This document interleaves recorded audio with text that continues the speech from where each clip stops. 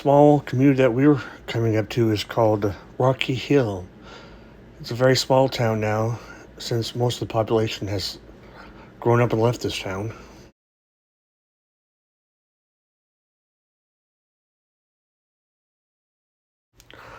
Rocky Hill is not really a coal mining town, but it was a coal drop off for the Louisville and Nashville Railroad before the 1930s.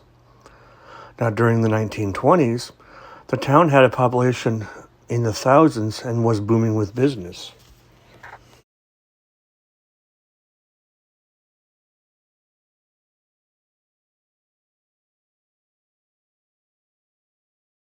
It did have two livery stables, a general store, a railroad station, and two hotels.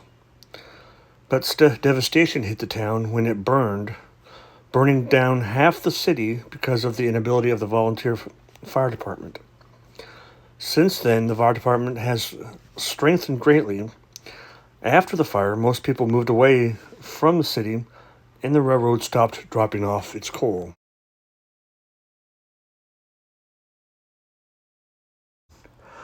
Since then, the town has tried to keep their heritage alive every year by hosting Rocky Hill Days at the volunteer fire department.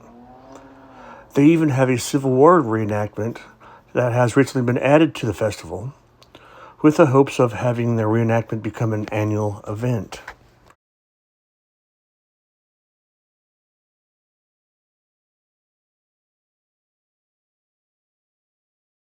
And because this town was a little bit bigger than it is now, it did have two churches at one point.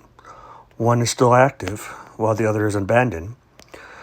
And what we are coming up to now is the town cemetery, which does have quite a few of more modern headstones, but some headstones are dated back to the 1850s and 60s from the first settlement.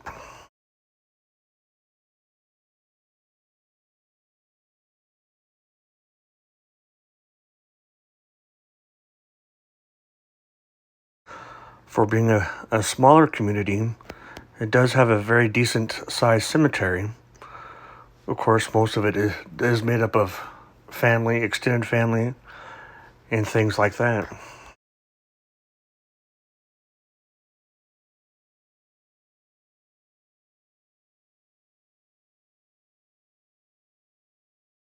Because of its smaller size now, it doesn't have any of the modern conveniences as a gas station or even a grocery store.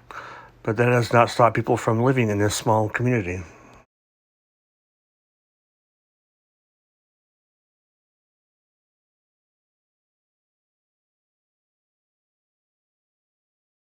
Uh, Rocky Hill has been established in 1857, but the community grew around the station of Louisville Nashville Railway, which did arrive in 1859, and that's when this small town did start booming because of that and how it grew from that.